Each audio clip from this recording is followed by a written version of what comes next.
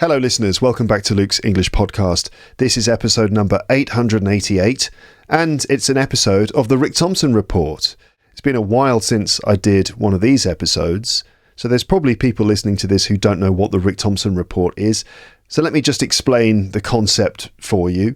So the Rick Thompson Report, this is where I talk to my dad, Rick Thompson, and he tells us about what's going on in the UK. He gives us a kind of report about what's happening in the UK at the moment. And that usually means in politics. In fact, normally we talk about British politics in these episodes. So that's what you're going to get from this episode. My dad telling us about what's going on in the UK in politics at the moment. And it's a busy time in British politics right now because we're about to have a general election. That's where everyone in the country gets to vote for members of parliament. Those members of parliament take seats in the House of Commons, in the Houses of Parliament in London, in Westminster in London. And depending on how the votes are cast, depending on which members of parliament from which parties win the seats, you might get a completely different arrangement in parliament, which means you might end up with a completely different government. At the moment, the government we have in the UK is run by the Conservative Party, so we have a Conservative government. The Prime Minister is called Rishi Sunak. The Conservatives have been in power since 2010, so that's 14 years, and it's a long story. You can go back and listen to previous episodes of the Rick Thompson Report, because we've probably covered most of what's been going on, certainly since about 2015, when there was an election. Brexit happened, David Cameron resigned, and we got then we got a number of other Conservative prime ministers. As I said, it's a long story.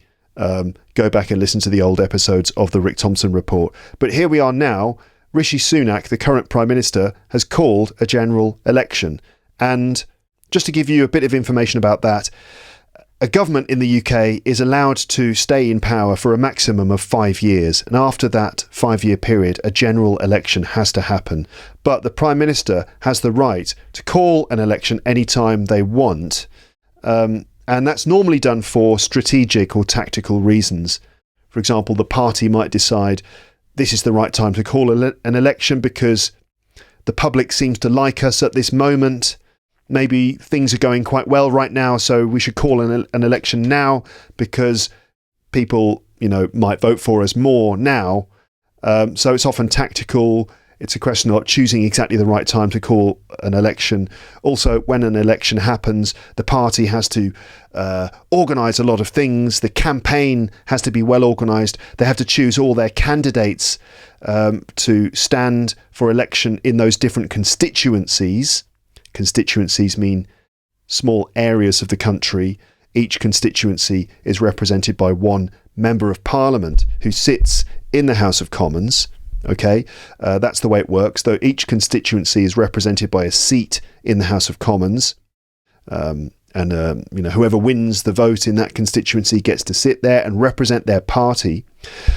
Number of seats is counted. So, for example, you might have Conservative seats or Labour seats or Liberal Democrat seats or Scottish National Party seats or other parties, right?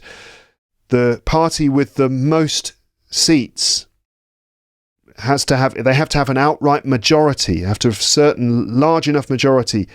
They have the right to form a government. The leader of that party becomes the Prime Minister. Okay? So that's kind of the way it works. Rishi Sunak has called an election. Why did he call it? Why did he call it now? Who's going to win the election?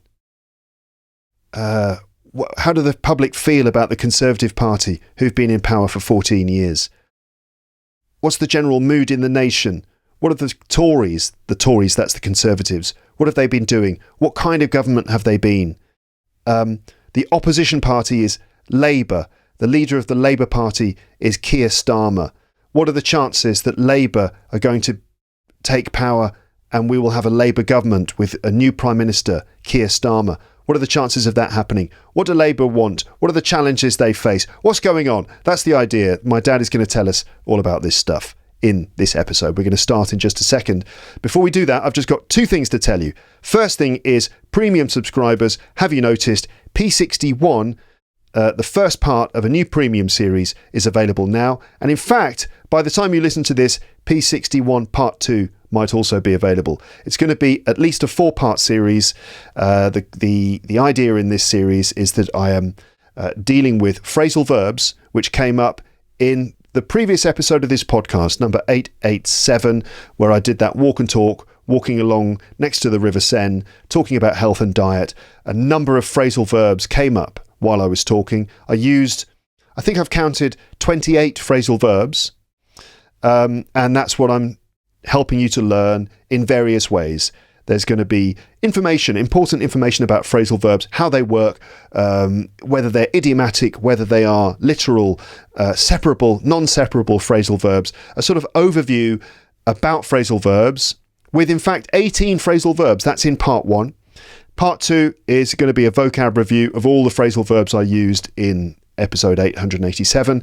And then in successive parts, there's going to be pronunciation drills, some other exercises, more practice for you to do so that you can really learn useful phrasal verbs which will make your English sound more natural, and you'll be able to express concepts in the ways that they are commonly expressed in English, using these slightly tricky but very frequently occurring bits of vocabulary, these phrasal verbs. So P61 Part 1 is available now for premium subscribers. Just check your podcast list and you should see it there. If you are a premium subscriber, don't forget you can manage your account by going to teacherluke.co.uk/account. That's where you go to, for example, add LEP Premium to a podcast app on your phone. That's the best way to do it. If you are interested in Luke's English Podcast Premium, if you want to sign up and you want to know more, just go to teacherluke.co.uk/premium info. Okay? Second thing is, I just wanted to remind you, I'm doing a stand-up comedy show in Paris, which is, where I live, and that is happening on the 19th of July, and I'll be doing 30 minutes of stand-up at this show, which is why I'm telling you about it, because I want to invite my podcast listeners to come if you can. Obviously, I know that most of you don't live in Paris or near Paris, so it's not really feasible for you to come. But anyway, if you're in the area, come and enjoy the show. I'll be doing 30 minutes of stand-up comedy. Friday, the 19th of July, the show starts at 8:30 in the evening, and I'll be doing the show with my friend Charles Pellegrin. I'm doing 30 minutes. Charles is doing 30 minutes. The venue is called Au Soleil de la Butte. It's at number 32 Rue Muller in the 18th arrondissement of Paris. So come on down, enjoy the show, say hello, and hopefully I'm going to record a live episode of the podcast in the room after the comedy show as well. Hopefully I'm going to make that work, so you could come and join and be part of the audience for that as well. Okay, so that's my comedy show. It's called Same Difference. Luke and Charles, Same Difference, 19th of July, 8:30 p.m. All the details for that show can be found at teacherluke.co.uk/comedy. Okay, right, so let's get started with this episode of the Rick Thompson Report, all about the upcoming general election in the UK. Let's now hear what my dad has to say, and here we go.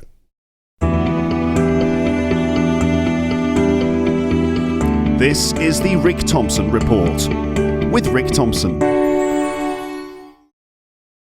Hello, Dad. Welcome back onto the podcast. Thank you very much. Thank you for inviting me. It's a pleasure, of course.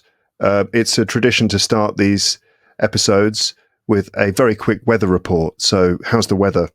Well, it's going to be the longest day in a few days as we record this. But we haven't had a summer yet.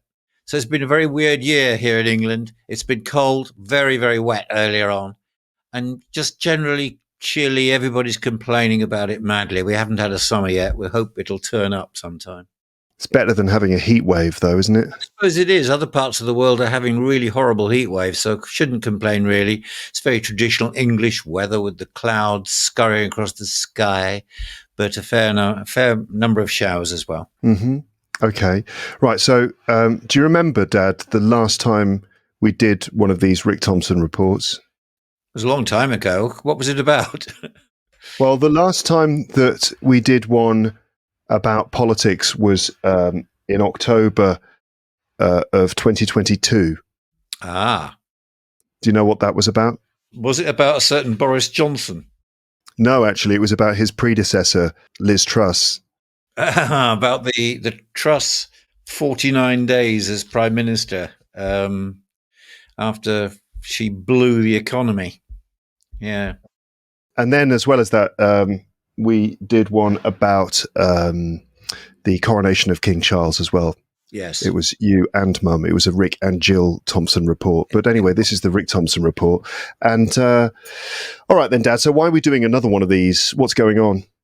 Well, elections, and in our country here in the UK, we are just a short way away from a general election. And I know there's another one in France, and there are one or two others around. This is a particularly interesting one, I think, in the UK. And it's a bit of a surprise in the same way that Macron surprised everybody by calling an election. Our Prime Minister Rishi Sunak surprised everybody, including everybody in his own party, when he suddenly decided to have an election on July the 4th. And when he didn't have to, the 5 years is up. You can't be in a government for more than 5 years here in January next year. So most people thought he'd just kind of hang on and hope the economy improved and hope something would turn up to improve their standing in the opinion polls. But no, he called an election and surprised members of his own party were astonished. They wondered why on earth he'd done it, and nobody quite knows why. Anyway, there we are. We got an election, and surprise election coming up on July the 4th. And at the moment, it looks like the currently ruling Conservative Party, led by Rishi Sunak, is going to get a real beating. The opinion polls have been consistently shown that they're miles behind. So it'll be a big change, I think. Why is that? Why are they so far behind in the opinion polls? Well, because they're useless.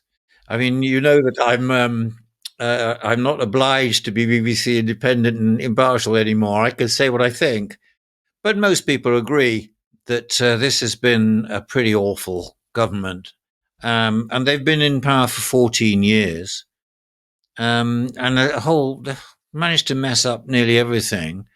And the character of the government has been brought into question. They are people who don't seem to believe in public service and seem to be working for themselves.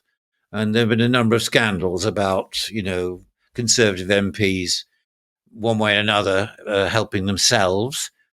And the main problem is that the public services have been underfunded, because this is a right-wing government that doesn't believe in funding public services very much. They believe in cutting taxes, and which means you can't fund public services properly. And everybody's fed up with it. And so we have a situation where, what are the issues? The health service is pretty much top of the list.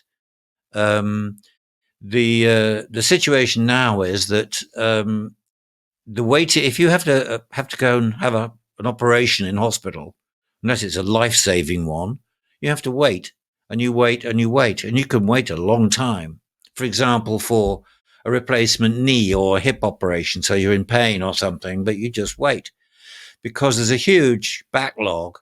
Some people wait well over a year, and there are, at the last count, 7.5 million people on waiting lists. I mean, it's just gone up and up and up. And at the local level, if you want to go and see a doctor, that's become more and more difficult. Everybody complains, I can't just go and see my general practitioner, my doctor, because there aren't enough of them and because of the amount of pressure on them. And it's the same where we live. It's exactly that. You ring up and they say there are no appointments today. Sorry. You just can't see a doctor. This is a health service which is in crisis. There used to be a lot of targets which had to be met, such as how long before an ambulance arrives. They've all been missed. And the ambulance thing is fantastic. Sometimes ambulances just don't turn up at all. There aren't enough NHS workers. There isn't enough staff in the emergency units in hospital. There aren't enough operating theatres to meet the demand. And it's all because 14 years of this government, they have underfunded the health service.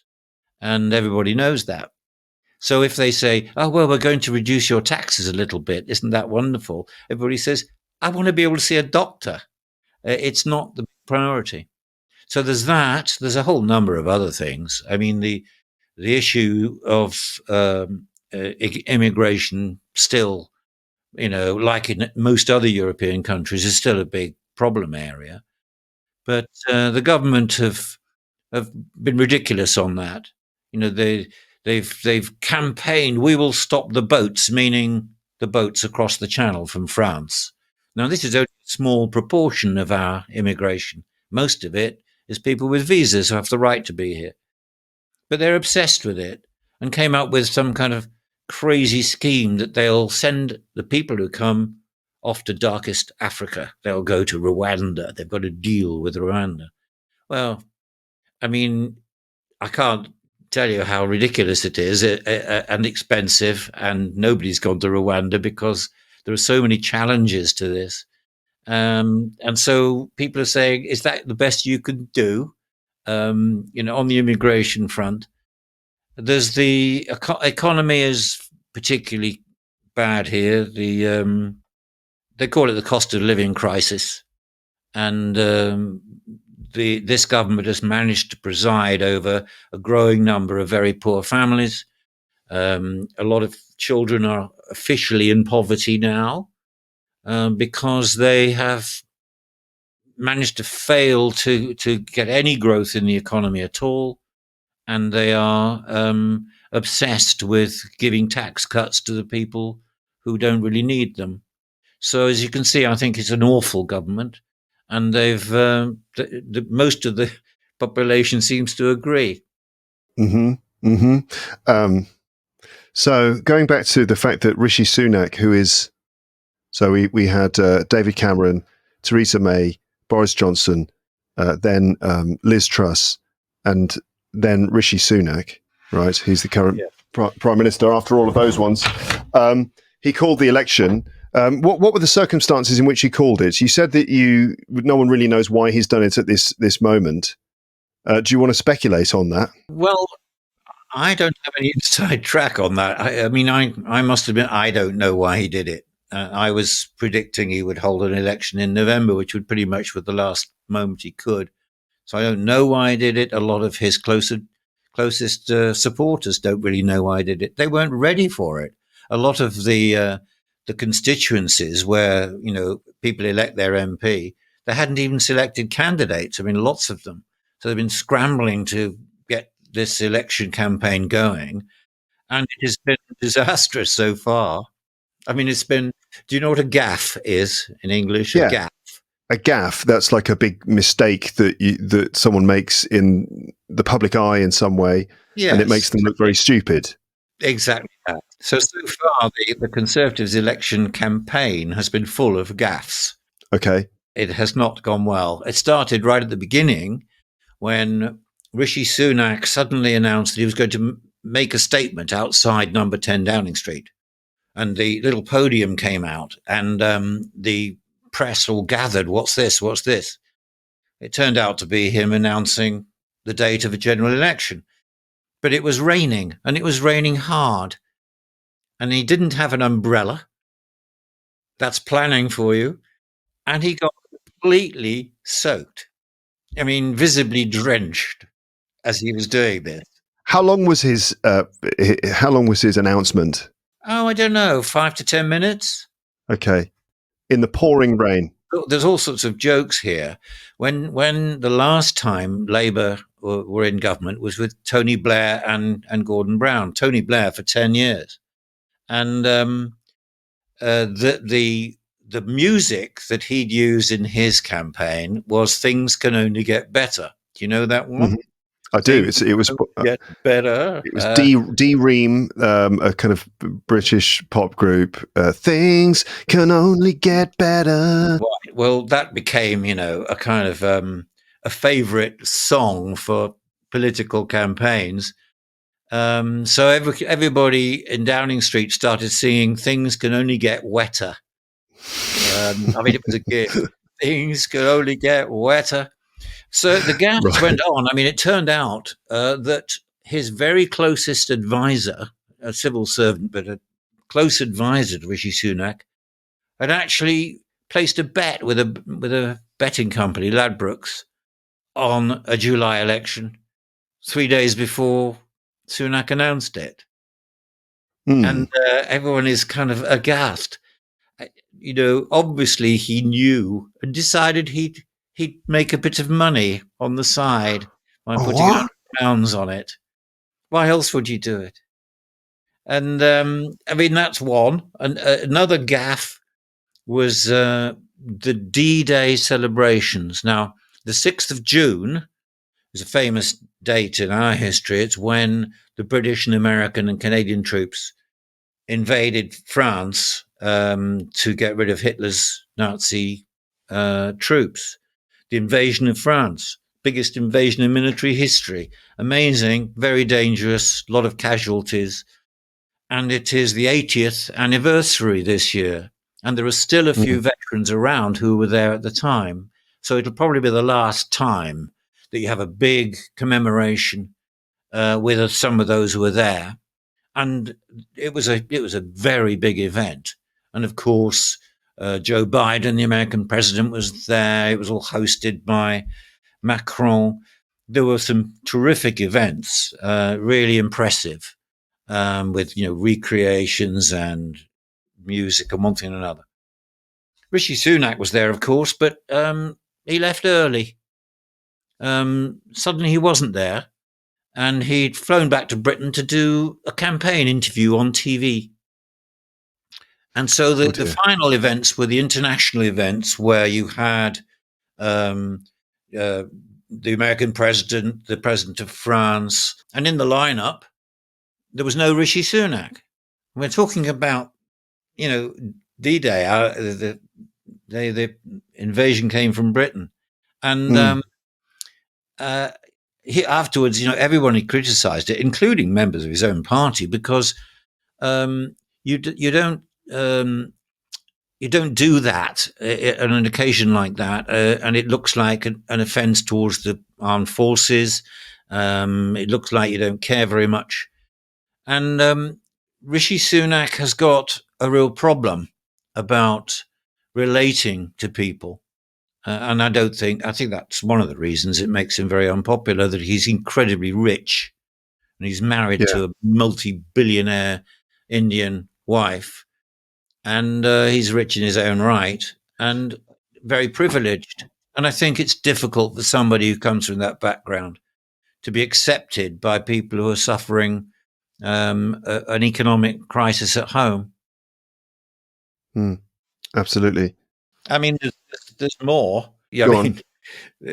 Their campaign has not been going well. 76 of the Conservative MPs have decided they're not going to stand. They're not going to compete for their seat, mainly because they know they'll lose. Wow, 76 of them are just going to say, you know what, I'm out. I'm not even going to bother. Yeah. So just to be clear, just to be clear, he announced a general election, even though it seemed a lot of the rest of the people in his party were completely unprepared for this. That's right. And so when an election is happening, the parties have their candidates ready, the candidates who are going to stand for election in the various constituencies around the country. Have a campaign material printed. The campaign has to be ready. The candidates have to be chosen, and everything has to be prepared and stuff. Rishi Sunak calls the election, but loads of the seats don't have candidates selected from the party. Loads of people are completely unprepared. Seems to be such a strange move to do that. Yeah, I can't explain it. I'm sorry, but that's what happened. And some people have said that he did that because He wants to have a summer holiday. That's a very, very interesting point. I mean, another thing that makes him very unpopular is the fact that he does have property in America. Apparently, he's enrolled his children in an American school. Is he not? Isn't his wife an American national? She's got an American passport, doesn't she? Isn't it something like that? He had a green card, which is an American document which says that you could work in America for years when he was a member of parliament. It only emerged quite recently. And to get a green card, you have to swear an allegiance to America and say that this is your home. So he must have done that in order to get the green card. So it says the Prime Minister of Britain has actually sworn allegiance to America. And, the whole thing is a bit of a contrast with the leader of the Labour Party, who's called Sir Keir Starmer. He's been accused of being a bit dull in the past, but that's okay, because dull doesn't matter as long as you're competent, as long as you're trustworthy. Obviously, a big contrast with Boris Johnson, not being a showman, but he's got a very good record. He's a lawyer. He was the director of public prosecutions, very senior position in the legal profession, a very efficient one. He came from an ordinary family. His mother was a nurse. His father was a machinist or engineer. And it's a big contrast between the two of them. And I think Sir Keir Starmer is also surrounded by very good senior colleagues, a lot of them women, very impressive women. Whereas Rishi Sunak's front bench, his cabinet, is a rather horrible bunch of losers. I mean, very right wing, very right wing. So my prediction is that Labour will win this election. And the question is, by how much? And I've been looking it up. As I said, the Conservatives have been in power for 14 years. Boris Johnson, when he called an election called the Get Brexit Done election, this is when everybody was completely exhausted with the Brexit negotiations, and he basically tapped into that and said, let's get Brexit done, vote for us. And people did. Got a majority of 80 seats. That was an effort by Boris Johnson to get the Conservatives a bigger majority in Parliament so that they could basically push through their decisions more easily, because previously what they had was a sort of, they didn't have an outright majority.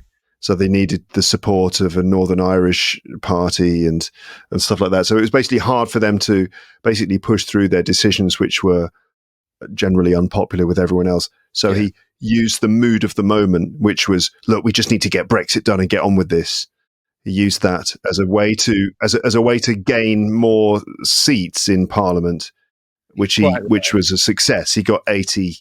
He got a majority of 80 seats, mainly through telling lies. I'm sorry, but that's exactly what he did. You mentioned the loyalist MPs in Northern Ireland. They were worried about the implications for them having a border with the EU, the Republic of Ireland, and how it would work and everything else. He told them there will be no paperwork. Everything will be the same. Well, there was loads of paperwork and nothing was the same. And it's the same with everything else. He said, we have an oven-ready Brexit deal. Oven-ready deal. Well, he didn't. Meaning? Well, he had just vote for me and we'll be out of the EU with a fabulous deal. Well, we did fall out of the EU a month later, but without a deal. I mean, it was a mess. So all sorts of things unresolved. Anyway, you're right that Boris Johnson got an 80-seat majority for the Tories, which they've been enjoying for quite a while. I look back at the Blair big revolution when it's going back a bit now, when the last time Labour had a big win. And I mean, it was spectacular. I think he got a majority of 179 seats, Tony Blair. Whoa. But he was pretty dazzling. And again, the Tories had run out of steam and run out of ideas, and people were sick of them. This time, so it'll be interesting for people out there who have a vague interest in our election, that come the 5th of July, it'll be interesting to see what the majority is, because I think there's no doubt that Labour will win. But will it be that big? 179 seat majority? Possible. Just possible. Isn't it possible, though, that lots of people are going to vote for the kind of far right-wing party? What are they called again? Reform. Aren't a lot of people going to vote for the Reform Party because, that kind of, it's Nigel Farage's party, isn't it? Yes. He's the leader of the party? Yes, he is. Right. Him and all the things that he stands for, that has a lot more support than it did back in the days when Tony Blair became the Prime Minister. So surely a lot of people are going to vote even further to the right of the Conservatives this time. Yes, they might well do. Like in other parts of Europe, there is a populist, movement, because people are unhappy about their standard of living and because they're unhappy about immigration. And this man, Nigel Farage, has been around for a while. He was prominent in the Brexit Leave campaign. He was the inventor of the UKIP party, the UK Independence Party. Yeah. And he's very recently decided that he'll join Reform as its leader. Whether it's a party or not is an issue. I mean, it's certainly a business, but nobody's quite sure whether it's actually a party. And they've launched a sort of manifesto which promises massive tax cuts and things that can't be delivered. I mean, he himself might become an MP. He's tried 7 times before and always failed, but this time he might make it. He's standing in a sort of Essex coastal town, which is pretty Brexity. So he might become an MP, but he might be the only one. But the party will definitely siphon votes, probably more from the Conservatives than anybody else. So it's not particularly bad news for Labour, in that it's not going to damage them at all. It might even damage the Conservative Party. Okay, so it's more a question of how much will Labour win rather than will Labour win. That's my view. What are Labour promising to do?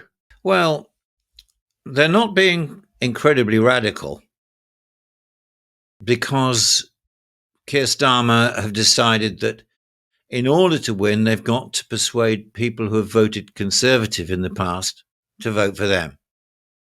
And his predecessor was very left-wing. Jeremy Corbyn was a very left-wing Labour, and he was pretty well unelectable. Got to the point where, this is one of the reasons why Boris Johnson won a big majority, was that people wouldn't vote for Corbyn. And Keir Starmer has changed the Labour Party since those days,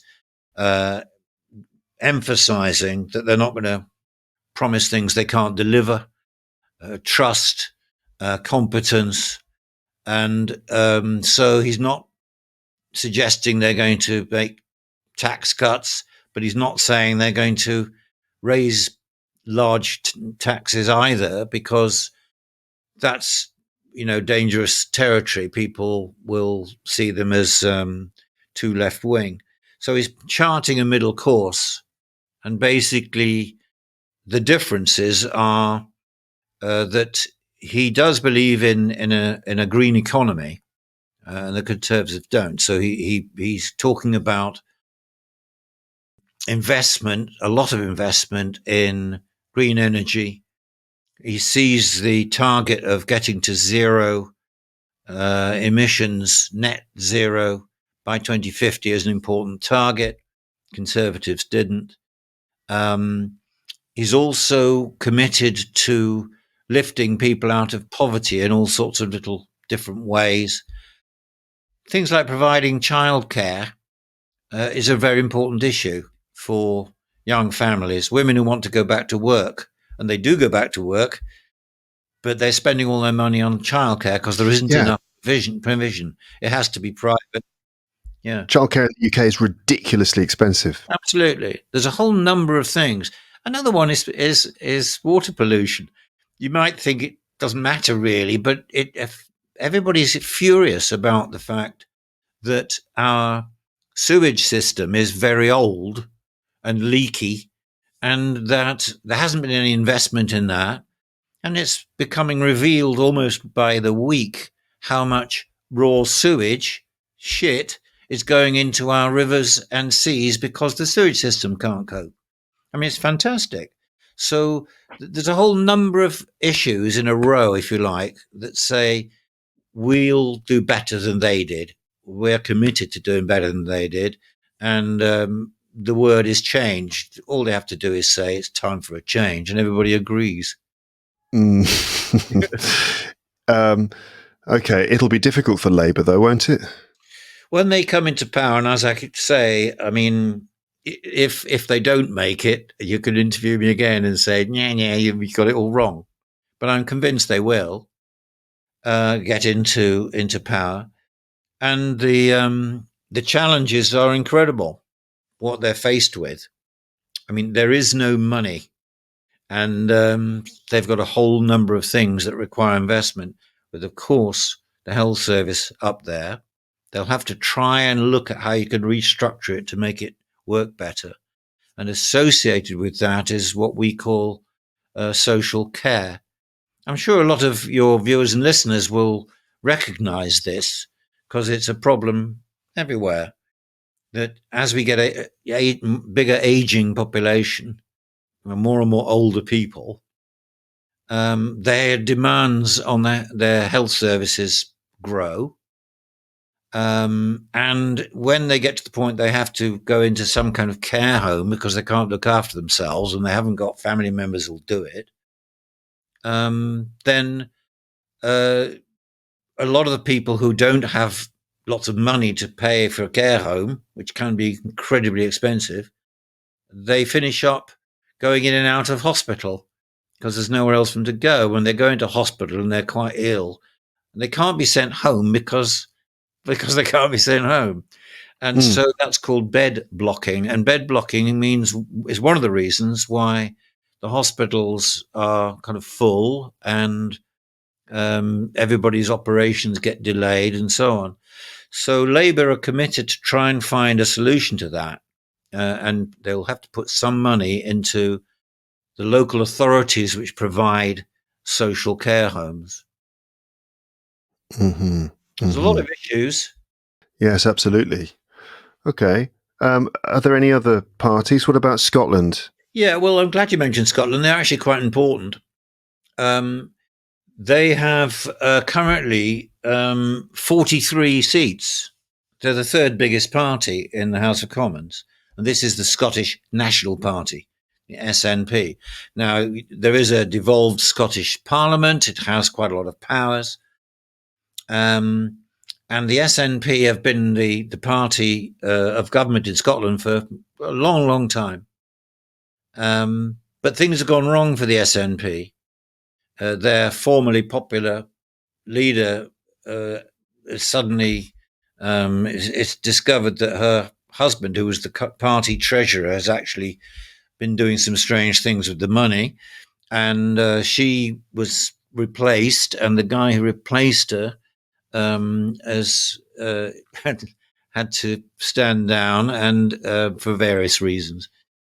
The Scottish National Party says they want independence, but surveys show that the general population of Scotland isn't going to vote for independence.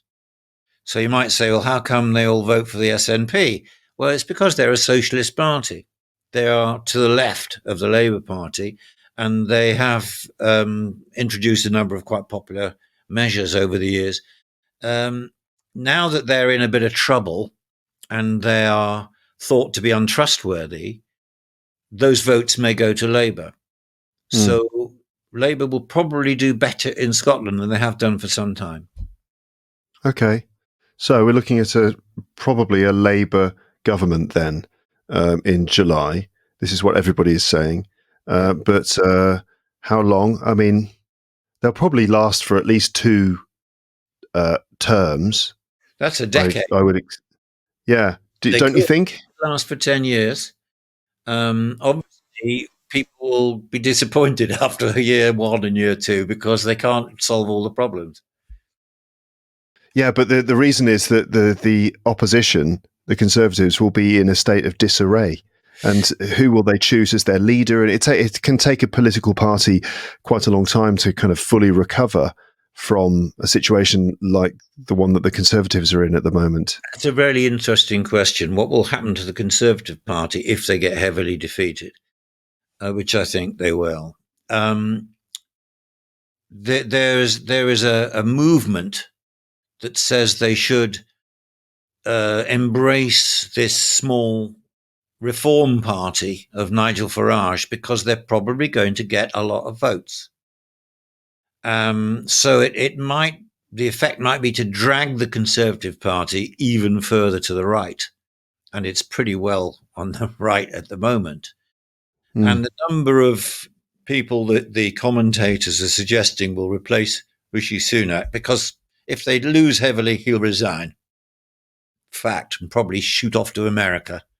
Exactly, that's my point. He'll resign or go on holiday, and he won't have to. He won't have any work to do. And the process of the Conservative Party to elect its leaders is a bit of a tortuous one. It's not particularly democratic, I have to say.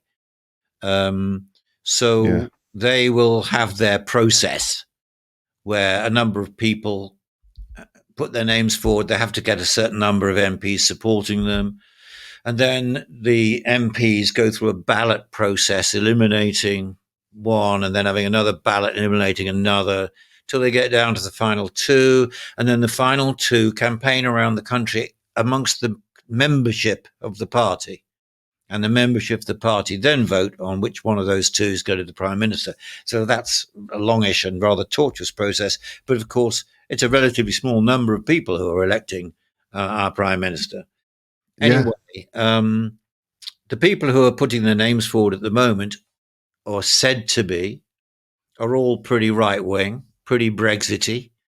And I think that whoever it is, I mean, there's some pretty unpopular people. Suella Braverman, the Home Secretary, is a particularly right-wing character. Her predecessor, Priti Patel, is allegedly thinking she might be the next Prime Minister. Penny Mordaunt is another one. And when you look at them and you look at Keir Starmer and his front bench, you feel, no, they haven't got the calibre and they haven't got the ability to bring the party together. So I think the Conservatives will be in a bit of a mess for some time, and the relationship with Reform will be very interesting. Mm-hmm. Mm-hmm. The Lib Dems are the other party. Liberal Democrats, they're the centre party. They only have 15 seats, but they have a history. They have done quite well in the past. And they'll probably do a bit better too, because there are certain Conservative seats, particularly in the south of England, where people can't bring themselves to vote Labour, which is a class thing. And but they will, if they want to change, they'll vote for the Lib Dems. So I think they'll probably pick up some seats. Yeah. There are the Northern Irish parties who at the moment have the same number of seats each. That's the DUP and Sinn Féin. Basically, DUP, the sort of unionist party, Sinn Féin, the Republican Party, basically, right? Yes, they are. They want to be a united Ireland. They would like to, join with the Republic of Ireland. And Sinn Féin don't take up their seats in the House of Commons because they would have to swear loyalty to the Crown if they were to do that, and they refuse that. Mm-hmm. Mm-hmm. I'm just mentioning the other parties. There's also Plaid Cymru. That's the Welsh party. Welsh Currently, Nationalists, yeah. Welsh Nationalist Party. Do they want Welsh independence or not? Well, they don't talk about it much because the general opinion in Wales is we could do without an independence referendum. Thank you very much. And so their assembly, a devolved kind of parliament with not as many powers as Scotland because it's a much smaller country and it has closer links with England. I think that they have been ruled by a Labour majority in the assembly for quite a long time. And I can't see that changing, really. Okay. And then there's the Green Party, who have won. One MP, she's been terrific, much admired, but she's not standing again. So they might finish up with none. They focus on environmental issues. They're also a left-wing party. I mean, they do, they say we would raise taxes on people earning more than a certain amount and pour it into the public services, which I must admit sounds like quite a good idea sometimes, but the main parties are afraid to talk about raising taxes. Mm-hmm. Reform, as we've mentioned, they currently have one seat, and then there are 20 other seats which are occupied by independent candidates. That's 20 others. Right. Okay, so basically 4th of July is when the vote is going to happen, the election, and we'll know the results the next day, the 5th of July. It's quite dramatic, really. In this country, it all happens on the same day. We have the first past the post system here, which is in itself controversial. We don't have proportional representation with, 2 rounds or anything like that. It all happens bang, and the person who gets the biggest number of votes in each constituency, even if it's just one, becomes the MP. It's not a particularly democratic system, but it means that we start counting the votes as soon as the polling booths close at 10 o'clock in the evening, count through the night, a lot of places. Results start being announced at kind of 2 o'clock in the morning, 3 o'clock in the morning. And you start getting the idea of what the general picture is going to be. So it's quite good fun, really. Okay. All right. Well, there you go. Thanks a lot for telling us all about that. It's going to be interesting to see exactly how it all turns out. Yeah, that's okay. Yeah. Well, I've made my prediction that it'll be a win for Labour and quite a big one, but we'll see. I might be entirely wrong, and we've still got a bit of campaigning to go. We're recording this with a couple of weeks to go. Yeah. Okay.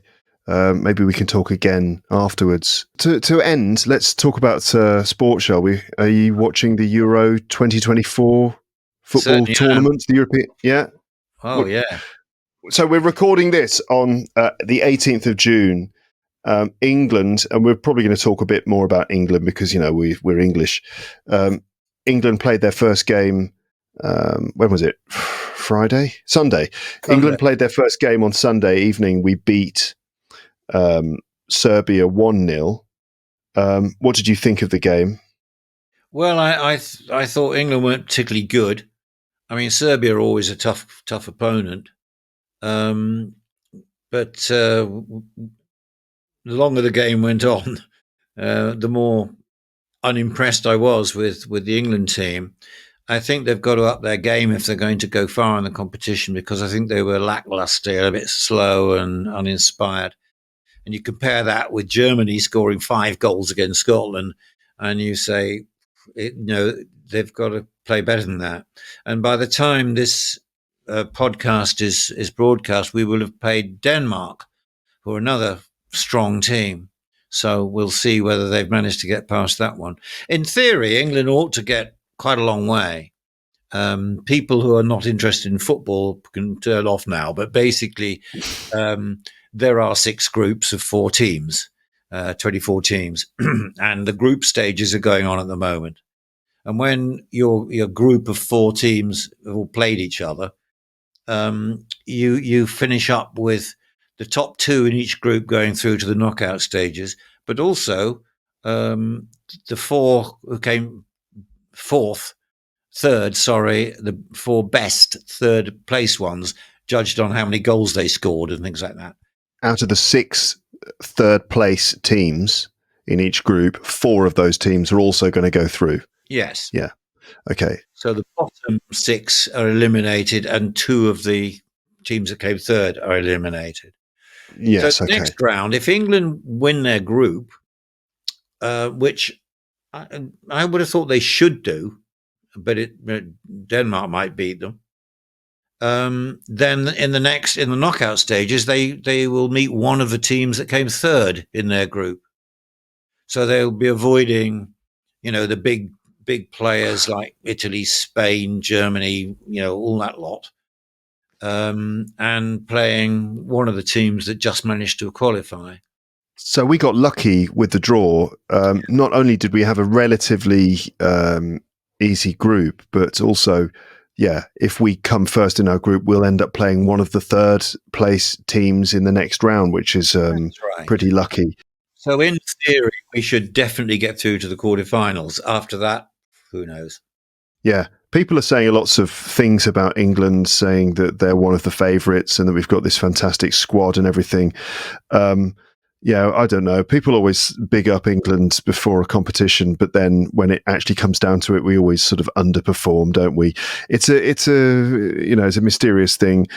We've got a great Premiership, and so our club teams are all excellent, and a lot of the players, the English international players, play at the highest level.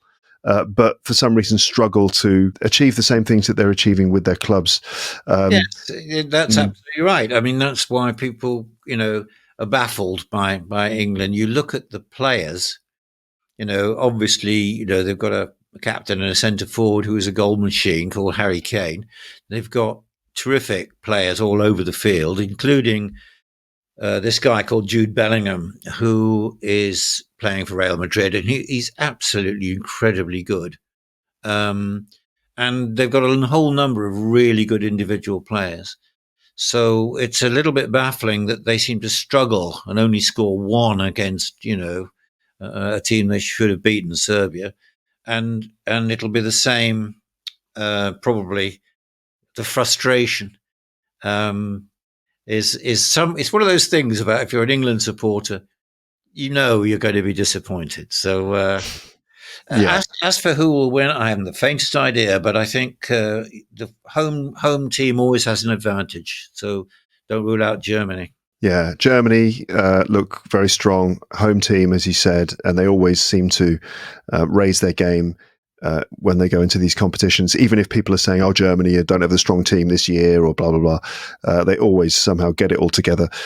France are strong favourites. They've got a very strong team, squad, individual players, and stuff like that, and lots of experience.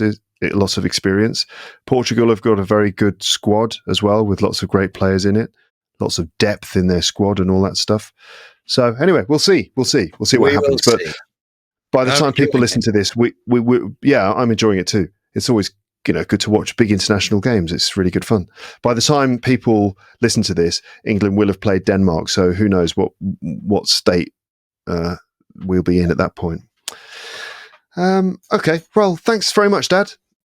Okay, very interesting. I hope it wasn't too boring for your viewers and listeners to hear a lot about what's going on in British politics at the moment. But, it is an interesting time, and it's going to be a bit of a change, I think. Mm-hmm. Indeed. Change. Exactly. All right. Brilliant. Thank you very much. Have a lovely rest of the day, Dad. Nice to see you. Nice to see you too. Bye-bye. Bye-bye. Okay, so there you go. That was the Rick Thompson report. June 2024. The general election is happening on the 4th of July. Let's wait and see what happens there. Thanks again to Dad for doing that. It's always nice to have his contribution to these episodes, and I hope that everyone listening, I hope you all appreciated being able to listen to him talk about this subject. Regarding the football, so I'm now recording this bit on Friday the 21st of June, and yesterday England played their second group match of Euro 2024 against Denmark. And what happened? Well, the score was 1-1, and England were unimpressive. I noted down some adjectives. Lackluster.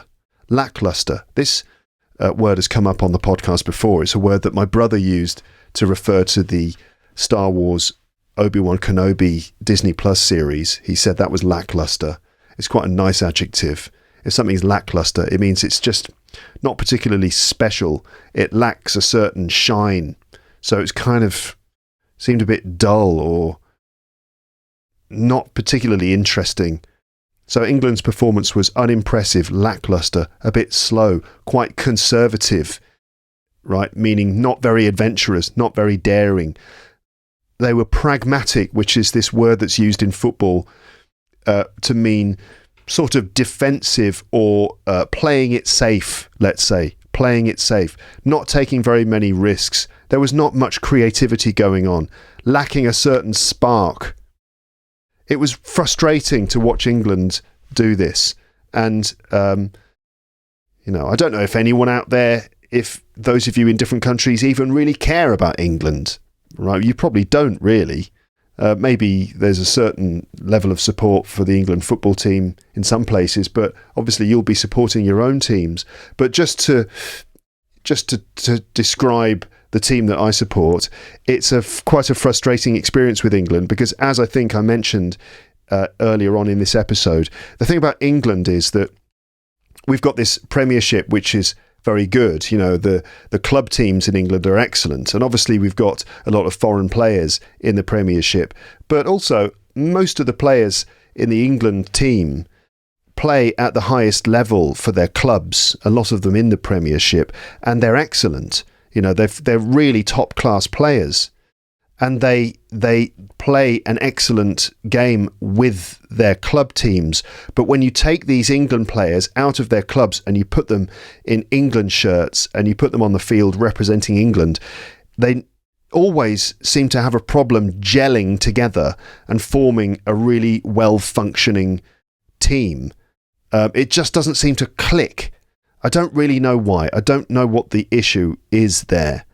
But there was a lack of spark, and none of the players seem to be able to unlock their talent that they show normally during the season when they're playing for their clubs. They just can't seem to make it work when they're playing for England. I don't know what the story is, but every single time, I feel like every time I talk about England playing football on this podcast, it's always the same story, right? It's always this story of frustration, of the mystery of why English players can't seem to switch it on when they're playing for their national team.